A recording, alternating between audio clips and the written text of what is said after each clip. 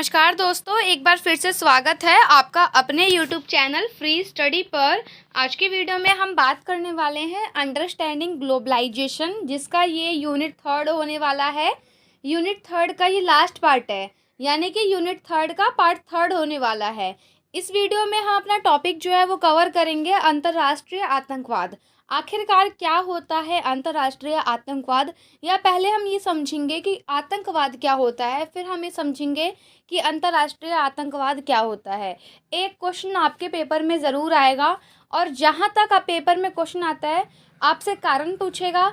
अगर कारण पूछ लिए सोल में, मतलब नॉन में मान के चलो, क्योंकि पहले तो पेपर नॉन का होता है और रेगुलर का होता है, तो नॉन और रेगुलर में अगर कारण पूछ लिए तो फिर आपसे प्रकार पूछ लेगा सोल वाले बच्चों से। तो 2 क्वेश्चन ही आते हैं, रिपीटेड क्वेश्चन होते हैं, और वही क्वेश्चन इसमें से आता है। ठीक है, तो देखा जाए तो टॉपिक इम्पॉर्टेंट है, क्योंकि एक क्वेश्चन करने का मतलब कि आपका 4 क्वेश्चन आपको करने होते हैं, जिसमें से 3 बचेंगे, तो 3 तो आप कोई और भी कर सकते हैं। मोस्ट इम्पॉर्टेंट टॉपिक है और बहुत इजी है। हम अपनी दैनिक लाइफ में सुनते भी हैं, जो हमारी डेली लाइफ होती है न्यूज़ में, और क्या कहते हैं उसको, फ़ोन में भी देखते हैं, और बहुत सारी चीज़ों में हम ये वर्ड सुनते हैं, समझते हैं कि आखिरकार आतंकवाद होता क्या है। तो सबसे पहले देखिए आतंकवाद का अर्थ। आतंकवाद शब्द की जो उत्पत्ति है वो लैटिन भाषा के शब्द टेररे से हुई है। टेररे, और एक और शब्द है डिटेरा। डिटेरा यहाँ पे लिखा नहीं है, डिटेरा शब्द है, डिटेल लिखा है गलती से, डिटेरा है। ठीक है, तो आतंकवाद शब्द जो है वो एक लैटिन भाषा का शब्द है, जिसकी उत्पत्ति टेररे, क्योंकि इंग्लिश में क्या बोलते हैं, टेररिज्म बोलते हैं, तो टेररे और डिटेरा से हुई है। जहाँ पर टेरेरा का मतलब होता है घबराना, यानी कि दूसरों को, जैसे होता है ना कि घबरवा देना, कुछ ऐसा बोल के कि उनके संग ये हो गया, उनके संग वो हो गया, तो लोग घबरा जाते हैं सुन के। आतंकवाद अगर बोल दे कि आपके एरिया में आतंकवादियों ने कब्जा कर लिया है, तो हम लोग भी क्या करेंगे, घबरा जाएंगे, तो उसे बोलते हैं घबराना। तो उसका अर्थ क्या होता है, टेररी का अर्थ होता है घबराना, और डिटेरा का अर्थ होता है भयभीत करना, यानी किसी को डराना, घबराना, धमकाना। यही सिमिलर वर्ड्स हैं इसके। ठीक है, अब देखिए, ये तो हमने सिर्फ छोटा सा ये समझा कि अर्थ क्या होता है। हम समझते हैं परिभाषा। देखी जाए तो इसकी कोई पर्टिकुलर परिभाषा नहीं है। ये जो आतंकवाद शब्द है वो हिंसा वाली गतिविधि जो होती है, लड़ाई झगड़े, या मतलब मान लो कि बम ब्लास्ट जो होता है, गोली चलती है, तो ये जो हिंसा वाली गतिविधि होती है, इस शब्द के लिए प्रयोग किया जाता है आतंकवाद शब्द। हिंसा वाली गतिविधि क्यों होती है? हिंसा वाली जो गतिविधियां होती है वो अपने उद्देश्य को पूरा करने के लिए हिंसा वाली गतिविधियां होती है। ठीक है, तो यहीं पे ये लाइन आपकी प्रॉपरली यही लिखी है कि आतंकवाद की कोई परिभाषा नहीं है। हिंसात्मक गतिविधियों के लिए इस शब्द का प्रयोग किया जाता है, और हिंसात्मक जो गतिविधियां होती हैं क्यों होती हैं, अपने उद्देश्य को पूरा करने के लिए। ज़रूरी नहीं हर एक आतंकवादी की जो मान के चलो कि हर एक आतंकवादी का उद्देश्य सेम हो, नहीं। सभी आतंकवादी, जैसे जिस भी लेवल पे आतंकवाद होता है, तो सभी का एम अलग अलग होता है। आगे हम समझेंगे प्रकार क्या होता है, तो उसमें आपको पता लगेगा थोड़ा डीप से कि आतंकवाद का अर्थ और क्या क्या हो सकता है, या किन किन कारणों से ये उत्पन्न होता है, और इसके रोकथाम के क्या उपाय हैं, सब कुछ हम पढ़ेंगे। तो सबसे पहले देखिए, जैसे कि दिल जले और 9/11 की घटना। मैंने यहाँ पे मूवी का नाम इसलिए लिखा है ताकि आपको क्लियर समझ में आए। देखो, मूवी हर बच्चे ने देखी होगी, दिल जले मूवी। उसमें क्या होता है, जो अजय देवगन होता है वो एक आतंकवादी बनता है। क्यों बनता है, कोई कारण होता है उनका, आपने देखा होगा तो आपको प्रॉपर पता होगा। तो बेसिकली आतंकवाद जो होता है ना, ऐसा नहीं है कि कोई भी मतलब अचानक ही, मतलब आप ये समझो कि कोई समूह नहीं होता है आतंकवाद। आतंकवाद कोई भी कभी भी आतंकवाद का रूप ले सकता है, जब जब उसके संग कोई ना कोई चीज़ गलत होती है, और सरकार से उसको कोई भी उस टाइप का मतलब मुआवजा बोलो, या ये बोलो कि उसको उस टाइप का न्याय नहीं मिलता, इसीलिए वो क्या करता है, आतंकवाद का रूप ले लेता है, जैसे दिल जले मूवी में हुआ था। और यहाँ पे एक मैंने आपको एक और एग्जाम्पल लिखा है, 9/11 की घटना। अब ये आपके पेपर में है 9/11 की घटना, मीन्स आपके कोर्स में है, तो पता ही नहीं है कि 9/11 की घटना होती क्या है। क्यों? क्योंकि अभी पढ़ाया नहीं है। तो अभी अगर मैं बोल दूँगी 9/11 की घटना से आप समझो आतंकवाद क्या होता है, तो बच्चों को नहीं समझ में आएगा। क्यों? क्योंकि भाई हमने पढ़ा ही नहीं है। इसलिए यहाँ पे दिल जले मूवी का एग्ज़ाम्पल दिया गया है, ताकि क्योंकि ये जो मूवी है सारे बच्चों ने देखी है, दिल जले, तो उसमें पता है कि भाई वो आतंकवादी क्यों बनता है, क्या कारण होते हैं और कारण के पीछे-पीछे उसका क्या उद्देश्य है, कि जिसके कारण वो अपने उद्देश्य को प्राप्त करने के लिए आतंकवाद या आतंकवादी वो बना, वो क्यों शामिल हुआ उसके साथ, है ना? तो यहाँ पर बस थोड़ा-सा एग्ज़ाम्पल है। अब समझते हैं हम इंटरनेशनल लेवल का जो आतंकवाद होता है, अंतर्राष्ट्रीय आतंकवाद। पहले तो आप ना ये समझो कि अंतर्राष्ट्रीय आतंकवाद कुछ नहीं होता, कुछ नहीं होता है। जो नॉर्मल जो सभी देश की समस्याएं होती हैं वो इंटरनेशनल लेवल पर होती है हर देशों के लिए, वही होता है आतंकवाद। क्योंकि इंटरनेशनल कुछ है ही नहीं। इंटरनेशनल देखें तो क्या है? India, Pakistan, Afghanistan, America, Brazil, China, Saudi Arab, अमीरात और भी बहुत सारे देश, इंग्लैंड, बहुत सारे देश यही हैं। क्या हैं ये? अंतर्राष्ट्रीय है, यानी कि इंटरनेशनल लेवल पर सारे देश हैं। तो अंतर्राष्ट्रीय आतंकवाद का मतलब हम बेसिकली यहाँ पे पढ़ना ये चाहते हैं कि जो इंटरनेशनल लेवल पर जो आतंकवाद है, क्या सभी देशों में उनका उद्देश्य सेम होता है आतंकवाद? क्या जो आतंकवाद के जो कारण होते हैं, उदय के कारण, क्या सभी देशों में सेम होते हैं? तो बस हमें थोड़ा सा डीप समझना है यही। तो अब ये देखिए, अंतर्राष्ट्रीय आतंकवाद जब किसी व्यक्ति या व्यक्ति के समूह द्वारा अंतर्राष्ट्रीय स्तर पर किसी देश पर हमला किया जाता है, वह हमला अंतर्राष्ट्रीय आतंकवाद कहलाता है। अब यहाँ पे आप कुछ कुछ चीज़ें जो है ना अपने माइंड में क्लियर करके चलना, जो मैं आपको बता रही हूँ। जैसे मान लीजिए पाकिस्तान अगर डायरेक्ट लड़ता है इंडिया से, तो वो तो होता है युद्ध, ठीक है? या इंडिया लड़ेगा पाकिस्तान से, मतलब जब दो कंट्री दोनों को पता है कि हाँ हम लड़ाई कर रहे हैं, हमने युद्ध की घोषणा की है, तो वो होता है युद्ध। क्या होता है? युद्ध। संघर्ष क्या होता है? जो नॉर्मली जैसे नहर को लेकर, पानी को लेकर ये हो गए। बट आतंकवाद हल्का सा अलग होता है। आतंकवाद किसी एक व्यक्ति के द्वारा भी हो सकता है या व्यक्ति के समूह के द्वारा भी हो सकता है, किसी भी देश के ऊपर हो सकता है। पर्टिकुलर जो ये लोग होंगे ना जो आतंकवादी होते हैं, इनका कोई आधार कार्ड नहीं होता है, कोई पैन कार्ड नहीं होता है, ऐसा कुछ कोई कोई इनको नागरिकता नहीं मिली होती है। तो ये किसी भी देश के नहीं होते हैं। ऐसा नहीं है कि हम अपने जो डेली लाइफ में समझते हैं आतंकवाद का मतलब क्या है पाकिस्तान, नहीं जी, ऐसा नहीं होता है। आतंकवाद का मतलब पाकिस्तान नहीं है। हाँ, ये ज़रूर है कि उन्होंने उनको समर्थन दे रखा है, वो भी हम आगे पढ़ेंगे। लेकिन आतंकवाद का मतलब ये नहीं है कि पाकिस्तान, ठीक है? थोड़ा समझते चलो चीज़ों को यहाँ पर। तो देखिए, यहाँ पे बेसिकली ये बोला गया है कि जब एक आदमी या एक व्यक्ति या व्यक्ति का समूह किसी भी राज्य पर, चाहे वो इंडिया हो, चाहे वो इंग्लैंड हो, अफ़गानिस्तान हो, कोई भी हो, उस पर हमला करता है इंटरनेशनल लेवल पर, तो वह कहलाता है आतंकवाद। अब जो यहाँ पर ये जो लोग होते हैं, यहाँ पर जो ये लोगों का समूह है या जो लोग हैं, ये जो लोग हैं या जो लोगों का समूह है, ये इनके पास किसी भी टाइप की कोई नागरिकता नहीं होती है। ये नहीं बोलेंगे कि हाँ हमें पाकिस्तान वालों ने भेजा है या हम पाकिस्तानी हैं। उनके लिए आतंकवादी का मतलब वो लोग आतंकवादी हैं, किसी भी उसकी मतलब राज्य की उनको नागरिकता नहीं मिली होती है। तो ये जो लोग होते हैं वो आतंकवादी ही होते हैं, ठीक है? थोड़ा सा क्लियर करो कि मैं बोलना क्या चाह रही हूँ यहाँ पर। कोई पर्टिकुलर ये नहीं कि भाई पाकिस्तान के 5 लोगों ने ग्रुप बना लिया, इंडिया पर हमला कर दिया, तो वो क्या कहते हैं आतंकवादी हो गए। नहीं, वो आतंकवादी नहीं होता है। वो तो ये होगा हाँ युद्ध के लिए होता है। आतंकवाद थोड़ा सा अलग है, क्योंकि वो जो लोग हैं उनको नागरिकता मिली है, लेकिन आतंकवादी जो होते हैं उन्हें नागरिकता नहीं मिलती है देश की। और अगर उन्हें नागरिकता नहीं मिली है, अगर मान के चलो यहाँ पर छोटा सा एक एग्जाम्पल समझो तभी आपको क्लियर होगा। जैसे मान लीजिए आप इंडिया का ही लेके चलते हैं, कोई भी 4 लोग हैं इंडिया के हैं, ठीक है, इंडिया के हैं। अब उनको नागरिकता नहीं मिली है, ठीक है, वो मतलब कहने का मतलब रह तो रहे हैं इंडिया में, लेकिन उनको नागरिकता नहीं मिली है। ना उनके पास इंडिया का पैन कार्ड है, ना आधार कार्ड है, ना ड्राइविंग लाइसेंस है, ना कुछ है।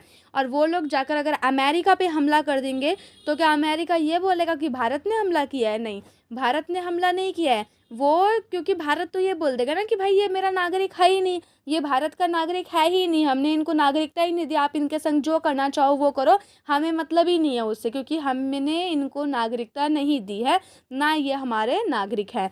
तो ये थोड़ा समझ के चलना कि ये क्या होता है अंतर्राष्ट्रीय आतंकवाद या आतंकवादी लोग कौन होते हैं, ठीक है। उसके बाद देखिए बात करें इनके उद्देश्य की, तो इनका जो उद्देश्य होता है वो उद्देश्य होता है नागरिकों को नुकसान पहुंचाना, डर और घबराहट पैदा करना और उद्देश्य को प्राप्त करना। यानी कि आतंकवादियों का जो मेन मोटिव होता है वो ये होता है कि नागरिकों को नुकसान पहुंचाएं।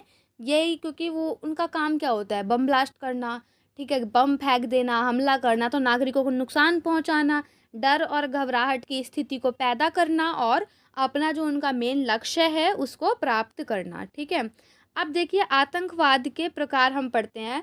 आतंकवाद के वैसे बहुत सारे प्रकार है। अगर आप मतलब एमए वगैरह में पढ़ोगे, एमए में या कोई भी डिग्री आगे करते हो बीएड वगैरह की पॉलिटिक्स लेवल पर, तो आप वहाँ पे देखोगे तो कम से कम 8 टाइप के आतंकवाद होते हैं।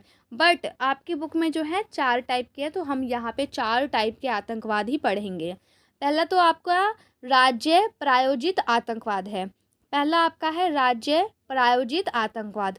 दूसरा आपका है एक तो आपका दक्षिणपंथी है, एक आपका वामपंथी है और आपका लास्ट है धार्मिक वाला, धार्मिक आतंकवाद।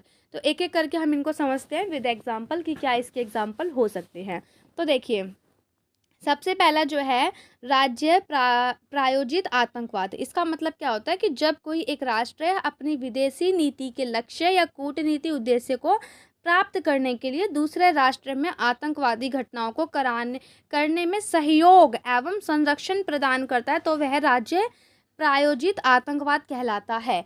अब इसको एग्जाम्पल से समझोगे तो जल्दी क्लियर होगा। यहाँ पे कहीं पे भी इस वर्ड का मतलब यूज़ नहीं किया गया है कि जो दूसरा राष्ट्र है वो उस आतंकवाद का मतलब नागरिक वर्ड नहीं यूज़ किया गया। आप ये समझो, नागरिक वर्ड का यूज़ नहीं किया गया है।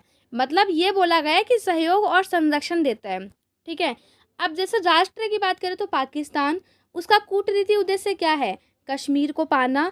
जैसे अगर हम प्रूफ की बात करें तो क्या है, पुलवामा अटैक उन्होंने करवाया था, ठीक है।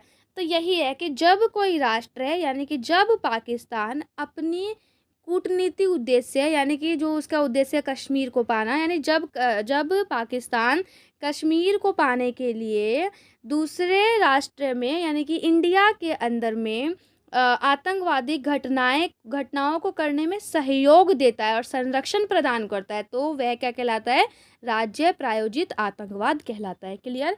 यानी कि जब पाकिस्तान इंडिया के अंदर कश्मीर को पाने के लिए आतंकवादी घटनाएं करवाता है तो वो क्या कहलाता है, राज्य प्रायोजित आतंकवाद कहलाता है। लेकिन जो वो आतंकवादी जो घटनाएं करवाता है वो उसके मुल्क के लोग नहीं होते हैं, पाकिस्तान के लोग वो नहीं होते हैं।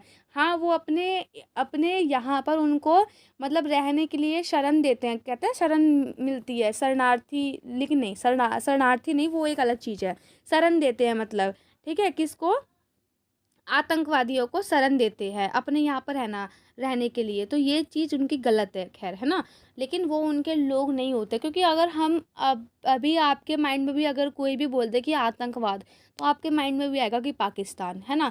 बट ऐसा नहीं होता। लेकिन हाँ ये है कि पाकिस्तान उनकी हेल्प करता है और जो वो लोग होते हैं आतंकवादी, उनको नागरिकता नहीं मिली होती है पाकिस्तान की। मतलब वो ऐसे लोग होते हैं ना, वो इंडिया के हैं ना, वो मतलब वो कहीं के भी नहीं है।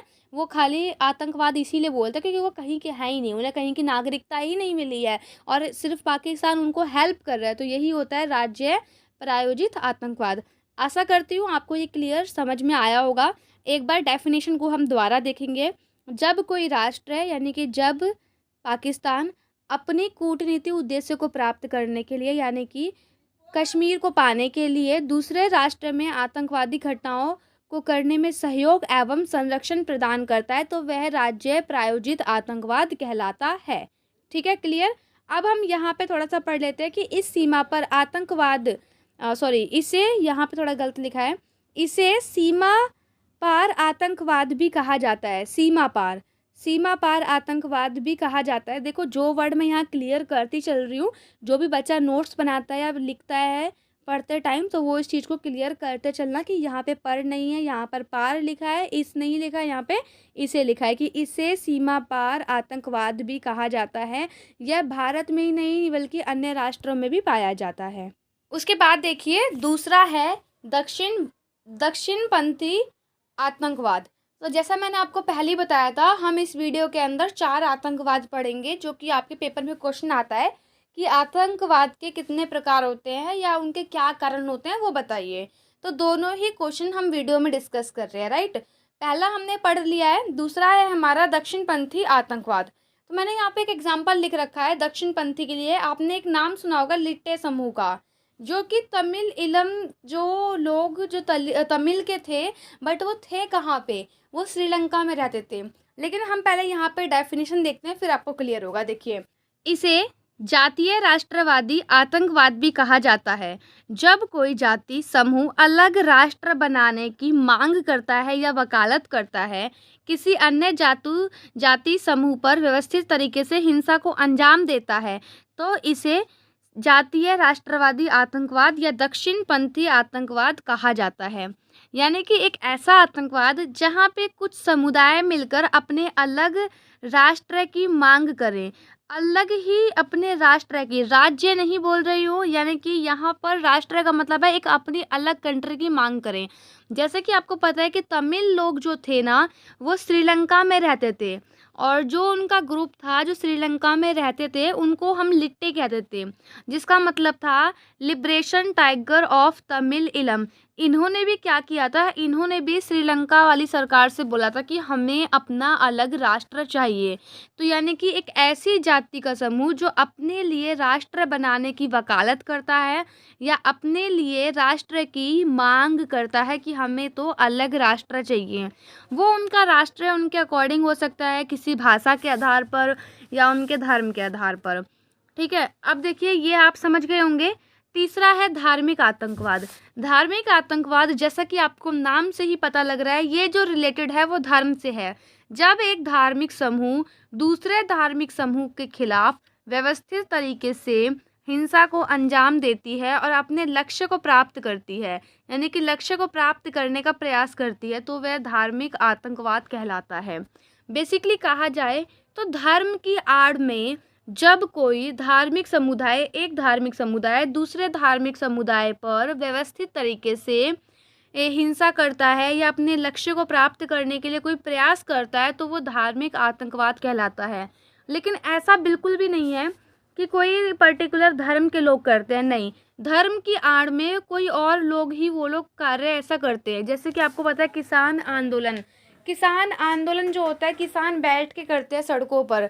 जो उनके जो दूसरे लोग होते हैं, अब उन्हें तो वर्ड नहीं याद आ रहा, एक वर्ड होता है उनके लिए यूज़ होता है, वो लोग आकर के वहाँ पे हिंसात्मक गतिविधि करते हैं, लेकिन नाम किसका आता है, नाम आता है किसान का। ऐसे ही एग्जाम्पल लेके चलिए, जैसे ए है कोई समुदाय या कोई भी धर्म और बी है।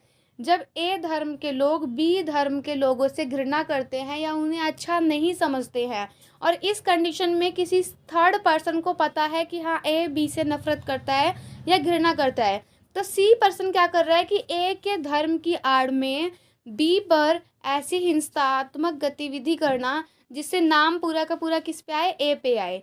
यानी कि एक एग्जाम्पल लेके समझोगे तो हिंदू मुस्लिम का एग्जाम्पल लेकर के आप समझ सकते हो, सिर्फ और सिर्फ समझने के लिए, ठीक है। इसीलिए किसी भी धर्म जाति समुदाय का यहाँ पे यूज़ नहीं किया गया है, ए बी सी के तरीके से आपको समझाया गया है, ठीक है। उसके बाद देखिए वामपंथी आतंकवाद। वामपंथी आतंकवाद क्या होता है, वामपंथी एक विचारधारा है, आपने पहले पढ़ी होगी। ये विचारधारा गरीबी को ले, मतलब गरीबी के लिए है कि गरीब लोगों को प्रोत्साहन करती है। और बेसिकली अगर इस विचारधारा को हम जाने ना, तो ये विचारधारा उन लोगों के लिए होती है जो सरकार के अपोजिट होते हैं। इनका विचार का अर्थ होता है कि जो अभी प्रेजेंट के अंदर जो भी सरकार है, उस सरकार को उखाड़ फेंकना, वही वामपंथी विचारधारा कहलाता है। तो वामपंथी का मतलब होता है कि उपस्थित जो वहाँ पे प्रेजेंट में जो सरकार है उसको हटाना ही उसका मुख्य उद्देश्य होता है, किसका, वामपंथी का। और वामपंथी की जो विचारधाराओं में गरीबी और जो पिछड़े वर्ग होते हैं, इन लोगों की बात की जाती है। अब देखिए यहाँ पे वामपंथी चरमपंथियों के द्वारा अपने निश्चित उद्देश्यों को पूरा करने के लिए डर या आतंक पैदा करके अपने लक्ष्य को प्राप्त करना क्या कहलाता है, वामपंथी आतंकवाद कहलाता है। जैसे उदाहरण के लिए अगर आप समझो तो नेपाली माओवाद। नेपाल में एक जाति थी माओवाद नाम करके, उनकी जो विचारधारा थी वो वामपंथी विचारधारा थी। और उनका भी जो मेन उद्देश्य था वो ये था कि जो अभी प्रेजेंट में नेपाल में जो मतलब गवर्नमेंट है, उस टाइम पर जो गवर्नमेंट थी प्रेजेंट में उसको उखाड़ फेंकना। तो वामपंथी की एक ही मेन विचारधारा होती है, वो गवर्नमेंट के अपोजिट होती है। जो गवर्नमेंट उस टाइम पर होती है उसको उखाड़ फेंकना ही इसका मतलब पूरा का पूरा पूरा बेस होता है इस विचारधारा का। ठीक है, तो ये होती है वामपंथी विचारधारा या वामपंथी आतंकवाद। ये तो हमने 4 टाइप के आतंकवाद समझ लिए, आशा करती हूँ आपको चारों समझ में आए होंगे। पहला हमने पढ़ा था राज्य प्रायोजित, जिसमें आपको मैंने एक एग्जाम्पल दिया था हिंदू और मुस्लिम का, में भी इस टाइप का जम्मू कश्मीर को लेकर के। दूसरा हमने पढ़ा दक्षिणपंथी, जिसमें मैंने आपको लिट्टे का एग्जाम्पल दिया है।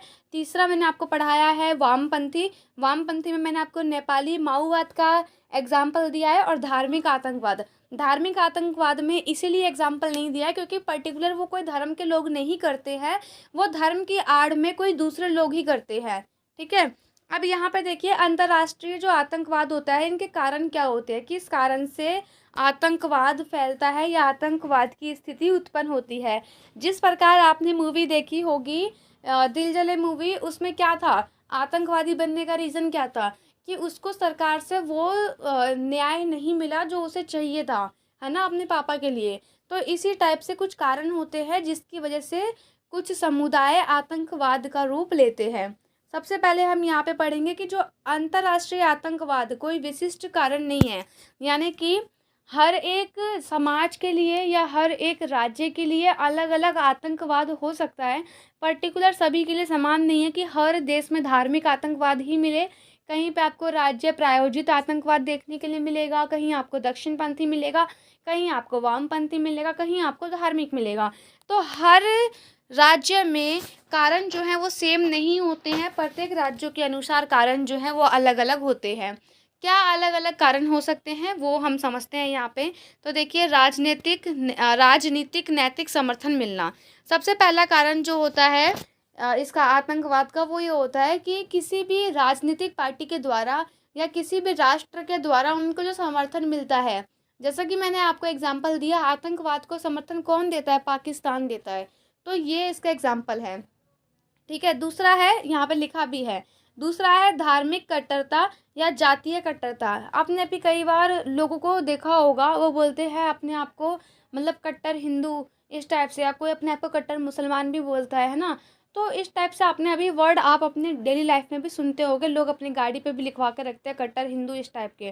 तो इससे मतलब क्या है, इसका मतलब ये है कि वो अपने आप को मतलब पूरा का पूरा ये शो कर रहे हैं कि हमारा जो धर्म है, जो भी जिस भी समुदाय का जो भी धर्म है, वो अपने आप को ऊंचा दिखाने की कोशिश कर रहा है। जब वो अपने आप को ऊंचा दिखाने की कोशिश कर रहा है तो उसका दूसरा अगर हम फेस देखें तो दूसरा फेस क्या है कि सबके धर्म नीचे है, हमारा धर्म ऊपर है ना। तो इसी टाइप से होता है धार्मिक कट्टरता का मतलब ये होता है जब समाज के अंदर इस टाइप की स्थिति होती है, जब कोई भी एक, क्योंकि आपको पता है कि किसी भी देश में एक जैसे लोग नहीं रहते हैं, हर देश में विभिन्न विभिन्न प्रकार के लोग रहते हैं। अब यहाँ पे अगर मान लो ये वाला बोले कि भाई मैं तो धार्मिक कट्टर हूँ, तो जाहिर सी बात है इन तीनों को बुरा लगेगा और कहीं ना कहीं हो सकता है कि उनके बीच में संघर्ष हो। तो यही होता है बेसिकली आतंकवाद, यानी कि धार्मिक कट्टरता और जातीय कट्टरता भी सही नहीं है। जो धार्मिक कट्टरता होती है या जातीय कट्टरता होती है तो वो अपने आप को कहीं ना कहीं बहुत ज़्यादा अपने आप को बढ़ा के दिखाते हैं, जिसकी वजह से जो दूसरे समुदाय के लोग होते हैं वो आतंकवाद की तरफ बढ़ने लगते हैं। उसके बाद है बहुसंख्यक समुदाय द्वारा अल्पसंख्यक समुदाय पर किया जाने वाला हमला। आपने कई बार देखा भी होगा, अगर जहाँ पे ज़्यादा लोग होते हैं या जिस समुदाय के लोग ज़्यादा होते हैं या कुछ भी इस टाइप से एग्जाम्पल समझ सकते हो, आपका एरिया है, आपके एरिया में ज़्यादा लोग एक समुदाय के हैं, वहाँ पे 2 लोग दूसरे समुदाय के हैं, तो किसकी चलती है, उनकी चलेगी जो ज़्यादा लोग हैं। तो इस टाइप से अगर जो 2 लोग वो अकेले पड़ गए तो हो सकता है कहीं ना कहीं वो आतंकवाद का रूप ले सकते हैं अपनी सोसाइटी को लेकर के, है ना। तो यही चीज़ है। उसके बाद है बढ़ती जनसंख्या। बढ़ती हुई जनसंख्या में आप लिंक करेंगे कि बढ़ती हुई जनसंख्या की वजह से संसाधन जो है वो लिमिटेड है, रोजगार नहीं है, शिक्षा नहीं है। शिक्षा नहीं है, रोजगार नहीं है, जिसकी वजह से क्या हो रहा है कि लोग जो काफ़ी लोग हैं उनको पता नहीं लगता भाई वो क्या करें, क्योंकि हर इंसान को रहता है पैसे कमाना है ना। तो काफ़ी सारे लोग मतलब जो है वो आतंकवाद का रास्ता भी अपना लेते हैं। उसके बाद भ्रष्टाचार सबसे बड़ा कारण है जिसके कारण देश में या किसी भी राष्ट्र में या किसी भी समाज में एक कोई भी जाति हो सकती है, कोई भी धर्म हो सकता है, वो आतंकवाद का रूप ले लेता है अगर उस समाज में भ्रष्टाचार होता है तो। अब हम देखते हैं यहाँ पे अंतर्राष्ट्रीय आतंकवाद के निवारण के उपाय। देखा जाए तो 3 होते हैं इसके, मतलब अगर स्तर बांटे नाम 3 होते हैं, 3 स्तर होते हैं। पहला होता है आपका इंटरनेशनल लेवल पर, दूसरा होता है आपका राज्य के लेवल पर, हर मतलब राष्ट्र के लेवल पर, तीसरा होता है व्यक्तिगत लेवल पर। तो 3 होते हैं। अगर आपको इस टाइप से बांट के लिखने हैं डायग्राम बना के तो आप वैसे भी लिख सकते हो। अब हम देखेंगे पहला इंटरनेशनल लेवल पर क्या क्या उपाय हो सकते हैं आतंकवाद को रोकने के लिए। तो सुरक्षा प्रहरी के निर्णय को बाध्यकारी रूप से मानना। सुरक्षा जो प्रहरी है वो यूनाइटेड नेशन का ही एक टाइप का अंग बोलो या एक टाइप की कमेटी बोल सकते हैं। यूनाइटेड नेशन की ही एक कमेटी है जिसका नाम है सुरक्षा प्रहरी। यहाँ पे ये बोला गया है कि सुरक्षा प्रहरी जो भी कानून बनाती है या जो भी नियम बनाती है सभी राज्य उसको मानने के लिए बाध्यकारी होंगे, यानी कि सभी राज्यों को वो सारे नियम फॉलो करने होंगे। अगर उन्होंने बोल दिया कि कोई भी आतंकवाद का समर्थन नहीं देगा तो किसी भी कंट्री को आतंकवाद का समर्थन नहीं करना चाहिए। अगर आतंकवाद का वो समर्थन करेंगे तो मतलब कोई ना कोई ऐसा चीज़ रखो कि आपको इतना जुर्माना लगेगा, तो जाहिर सी बात है कि कोई भी देश आतंकवाद का समर्थन नहीं करेगा। अर्थात राज्य मतलब सभी राज्य नियम का पालन करेंगे। दूसरा है अंतर्राष्ट्रीय सम्मेलन में आतंकवाद की चर्चा। जितने भी अंतर्राष्ट्रीय सम्मेलन होते हैं जैसे कि ब्रिक्स की बैठक होती है, G20 की हुई थी अभी, G7 की होती है, नाटो की होती है, और भी है एक जिसमें ये इटली, फ्रांस वगैरह बहुत सारे देश शामिल हैं। अभी हाल में जो हमारे प्रधानमंत्री हैं उनको इनविटेशन भी आया है वहाँ से, उस संगठन का नाम नहीं याद आ रहा। जो भी हो मतलब जो भी सम्मेलन होते हैं इंटरनेशनल लेवल पर उन सारे सम्मेलन में आतंकवाद को लेकर के मतलब बात करनी चाहिए।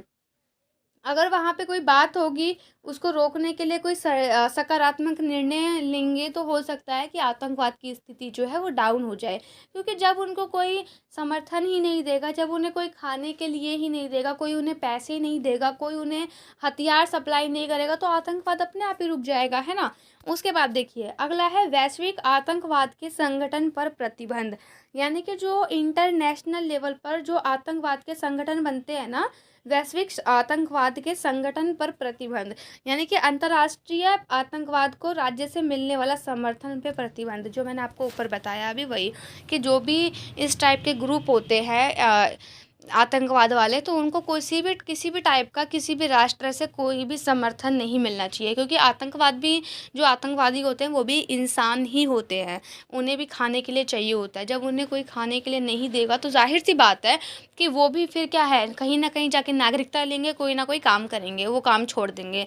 लेकिन अगर उन्हें किसी देश से या किसी राज्य से समर्थन मिल रहा है तो फिर वो उस काम को कंटिन्यू ही रखेंगे।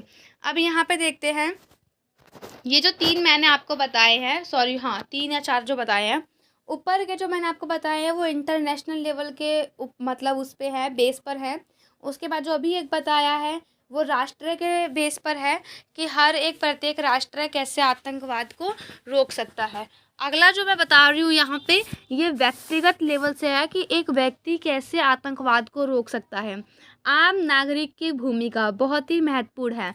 अब जैसे मान लो आतंकवाद का कहीं भी जहाँ पे भी ग्रुप बनता है, ऐसा तो नहीं है भाई कि हवा में ग्रुप बन जाएगा। ग्रुप जो बनता है जहाँ पे वो लोग रहते हैं वो भी तो हम लोग के बीच में ही रहते होंगे ना कहीं, या पाकिस्तान का या इंडिया का जो बॉर्डर है या कहीं पे भी वो रह कहाँ रहे हैं, हम लोगों के बीच में ही रह रहे हैं। तो आम नागरिक की भूमिका ये होनी चाहिए कि अगर किसी को पता है कि यहाँ पे आतंकवादी है या इनका मतलब रहने वहने का ढंग सही नहीं लग रहा है, तो जाके तुरंत जो भी उनके नियर स्टेशन है वहाँ पर जाकर उनको सूचित करना। आपने अक्सर अभी देखा भी होगा कहीं पे भी कोई भी जब भी जाता है रेंट पे रहने के लिए तो उनका पुलिस वेरिफिकेशन करवाते हैं। तो इसी टाइप से जब भी किसी भी देश में या किसी भी कॉलोनी में या किसी भी मतलब छोटे लेवल पे बात कर रहे हैं, किसी भी गांव में कोई नया व्यक्ति रहने के लिए आए जिसे आप नहीं जानते हो, उनका पुलिस वेरिफिकेशन करवाना बहुत ज़रूरी होता है ना। तो आम नागरिक की जो भूमिका है वो यही कर पाएगा। ऐसा तो नहीं है भाई कि उसको पता लग गया कि ये आतंकवादी है तो उसको वही मारने लग जाए, मारेगा थोड़ी ना वो, नहीं तो वो खुद ही पिट के आ जाएगा। तो इसी टाइप से उनको ऐसा कुछ नहीं करना। आम नागरिक का काम होता है कि वो चीज़ जाके अपने नियर पुलिस स्टेशन में बता देना कि हाँ, हमारे यहाँ पे एक ऐसा बंदा रह रहा है और इसकी हरकतें हमें ठीक नहीं लग रही हैं, या ना मतलब कोई नया आया है जो भी है।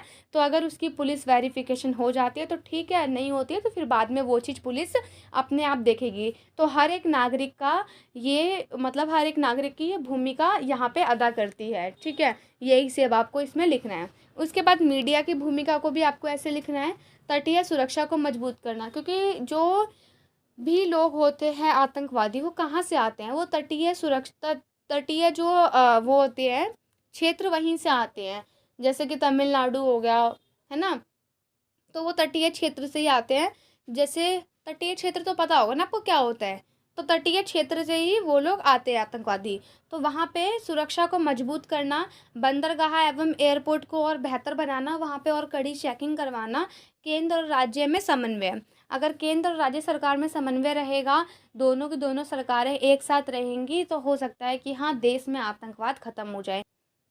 तो इसी टाइप से केंद्र और राज्य में समन्वय होना भी बहुत ज़रूरी है, ठीक है। अगर केंद्र और राज्य में समन्वय रहेगा तो हो सकता है कि कोई ना कोई अच्छी प्लानिंग वगैरह वो लोग कर सकते हैं अपने नेशनल लेवल पर ही, क्योंकि हमने तीनों की बात करी है, इंटरनेशनल लेवल, नेशनल लेवल और एक व्यक्ति का जो पर्सनल लेवल होता है, या एक व्यक्ति अपने अकॉर्डिंग क्या कर सकता है वो भी, और मीडिया की भूमिका की भी हमने बात करी है। तो क्वेश्चन में खाली यही आता है कि जो राष्ट्रीय आतंकवाद है वो कितने प्रकार के होते हैं और क्या कारण हो सकते हैं। कभी कभार आपसे प्रकार के साथ उपाय पूछ लेगा या प्रकार के साथ आपको कारण पूछ लेगा आपसे, और अगर प्रकार नहीं पूछा तो कारण और उपाय पूछ लेगा। इस टाइप से क्वेश्चन रहता है, ठीक है। आशा करती हूँ आपको ये समझ में आया होगा। और जो ये आपकी अंडरस्टैंडिंग ग्लोबलाइजेशन जो हम पढ़ रहे थे, इसका ये इस कोर्स का लास्ट वीडियो है, इस कोर्स की ये लास्ट वीडियो है। इसके बाद जब भी आपके पेपर स्टार्ट होंगे 22 मई 23 मई जो भी आपकी डेट रहेगी, उसके 5 या 10 दिन पहले से ही इंपॉर्टेंट क्वेश्चन की वीडियो आना शुरू हो जाएंगी। आज जो है वो 30 अप्रैल हो चुकी है। 30 अप्रैल को आपका कोर्स जो है आपके पेपर के 1 महीने पहले ही हमारे तरफ से कंप्लीट करवा दिया गया है। और साथ ही साथ इसके साथ साथ आपका हिस्ट्री का भी सिलेबस हमारे ओर से पूरा कंप्लीट हो चुका है। रह गया है आपका कन्फ्लिक्ट एंड पीस बिल्डिंग, तो वो भी आपका 5 मई से पहले पूरा कंप्लीट हो जाएगा। तो मिलते हैं नेक्स्ट वीडियो में। अगर वीडियो पसंद आई हो तो वीडियो को लाइक, चैनल को सब्सक्राइब करना ना भूलें। Thanks for watching. जय हिंद, जय भारत।